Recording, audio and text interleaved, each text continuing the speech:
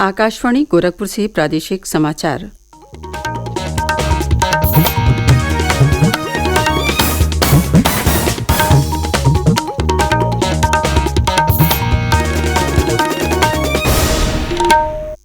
नमस्कार।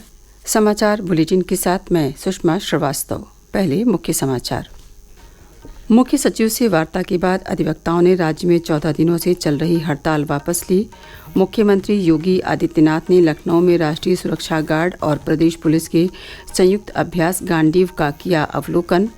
एनआईए की विशेष अदालत ने 8 वर्ष पूर्व कानपुर के सेवानिवृत्त प्रधानाध्यापक की हत्या के दोषी आईएसआईएस के 2 आतंकियों को सुनाई फांसी की सजा। वाराणसी में G20 के सतत वित्त कार्य समूह की 2 दिवसीय बैठक सफलतापूर्वक संपन्न। और वाराणसी जिला न्यायाधीश की अदालत ने ज्ञानव्यापी परिसर के वैज्ञानिक सर्वे के दौरान मिले साक्ष्यों को सुरक्षित रखने का दिया निर्देश। और अब समाचार विस्तार से। हापुड़ में बीते 30 अगस्त को वकीलों पर लाठीचार्ज के बाद प्रदेश में अधिवक्ताओं की चल रही हड़ताल समाप्त हो गई है। लखनऊ के लोक भवन में कल मुख्य सचिव के साथ अधिवक्ताओं की बैठक में हड़ताल खत्म करने का निर्णय लिया गया।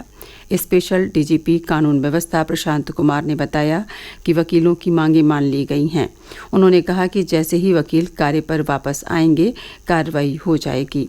यूपी बार काउंसिल के अध्यक्ष किशोर गौड़ ने मुख्य सचिव के साथ वार्ता के बाद संवाददाताओं से कहा, जो मुख्य सचिव साहब के साथ वार्ता हुई, बाकी आला अधिकारियों के साथ जो वार्ता हुई, वो बहुत ही सफल रही। और उसमें जो हमारी मांगे थी पुलिस अधिकारियों के विषय में, तो जो आला अधिकारी हैं पुलिस के, उनका तत्काल वहां से ट्रांसफर किया जाएगा और जो दोषी हैं उनको वहां सस्पेंशन होगा। इसके अलावा जो हमारे प्रदेश के अधिवक्ताओं पर जो आंदोलन के दौरान मुकदमे दर्ज हुए हैं वो वापस होंगे, ये भी तय पाया गया है। और एडवोकेट प्रोटेक्शन एक्ट, जो कि हमारे प्रदेश के अधिवक्ताओं की बहुत बड़ी डिमांड थी, जो आए दिन अधिवक्ताओं के साथ जो वारदातें हो रही थी, उसको लेकर के जो एडवोकेट प्रोटेक्शन एक्ट जो है हमारी बहुत बड़ी मांग थी, जो आज सरकार की तरफ से मान ली गई है। इस पे एक बहुत शीघ्र ही यानी कमेटी फ्रेम हो रही है, जिसमें बार काउंसिल का भी प्रतिनिधित्व रहेगा और वो कमेटी शीघ्र ही मसौदा तैयार कर और उसको एडवोकेट प्रोटेक्शन एक्ट पास करा दिया जाएगा।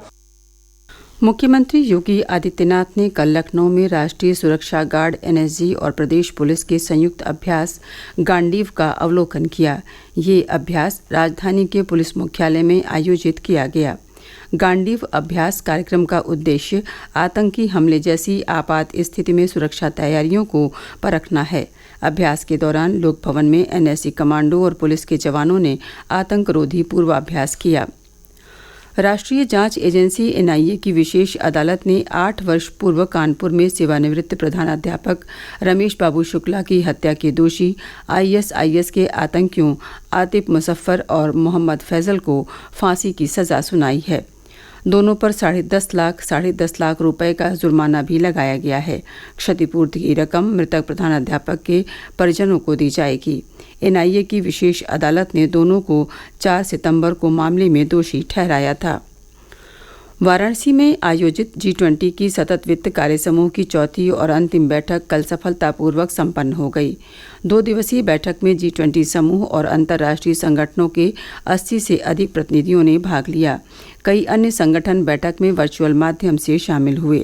बैठक में सतत वित्त कार्य समूह ने वर्ष 2023 में एजेंडा प्राथमिकताओं के रूप में जलवायु, वित्त के लिए समय पर और पर्याप्त संसाधन जुटाने के साथ साथ सतत विकास लक्ष्य के लिए धन जुटाने के लिए कार्य किया। ब्यौरा हमारे संवाददाता से।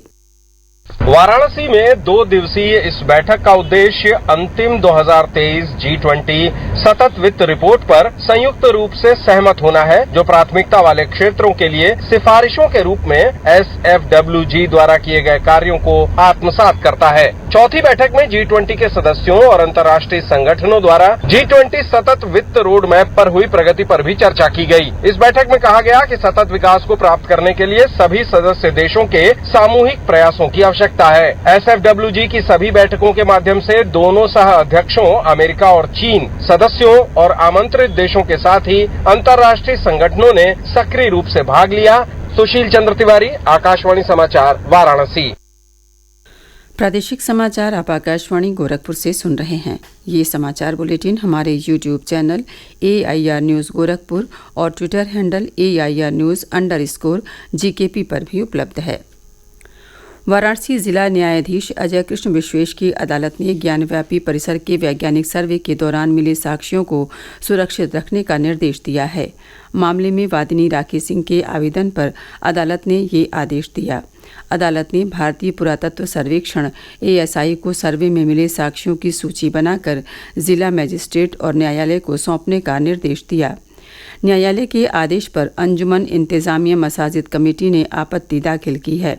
वादी पक्ष के अधिवक्ता अनुपम द्विवेदी ने न्यायालय के आदेश के बारे में बताया।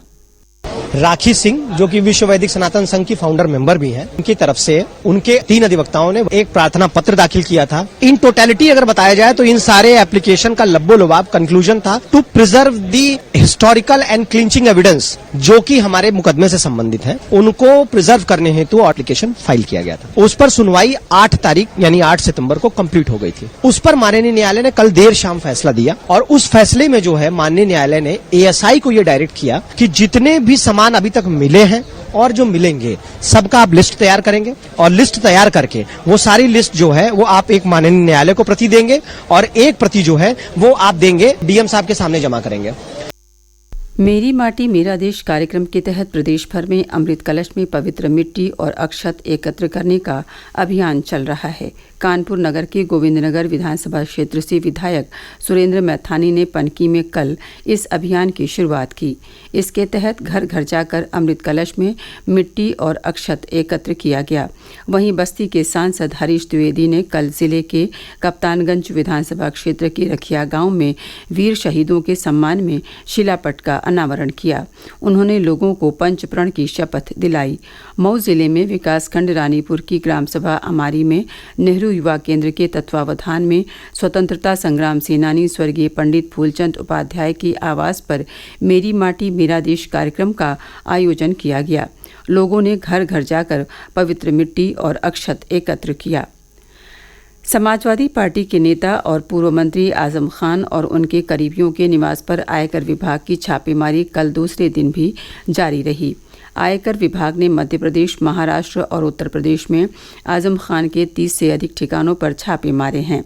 आजम खान के रामपुर स्थित निवास में कल भी आयकर विभाग के 40 सदस्यों की टीम ने जांच पड़ताल की। छापेमारी आजम खान के मौलाना मोहम्मद अली जौहर ट्रस्ट में सरकारी धन के दुरुपयोग के आरोप में की गई है। भाजपा नेता और रामपुर से विधायक आकाश सक्सेना ने ट्रस्ट को मिली धनराशि के संबंध में आयकर विभाग को शिकायत दी थी।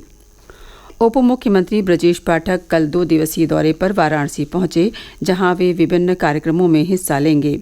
संवाददाताओं से बातचीत में उन्होंने कहा कि अस्पतालों में इस समय वायरल बीमारी के कारण मरीजों की संख्या बढ़ रही है। इसे शीघ्र ही काबू करने का प्रयास चिकित्सा विभाग द्वारा किया जा रहा है। उन्होंने कहा कि प्रदेश के 13 विभागों ने आपसी समन्वय के साथ मच्छरों की रोकथाम और मौसमी बीमारियों को दूर करने की रणनीति बनाई है, जिसे अमल में लाया जा रहा है। प्रधानमंत्री नरेंद्र मोदी आगामी रविवार को विश्वकर्मा जयंती पर देश भर में PM विश्वकर्मा योजना की शुरुआत करेंगे। 15 अगस्त को लाल किले की प्राचीर से प्रधानमंत्री ने विश्वकर्मा योजना की शुरुआत करने की घोषणा की थी। कैबिनेट ने योजना के लिए 13,000 करोड़ रुपए मंजूर किए हैं। इसमें पहली बार 18 परंपरागत व्यवसायों से जुड़े परिवारों को शामिल किया जाएगा।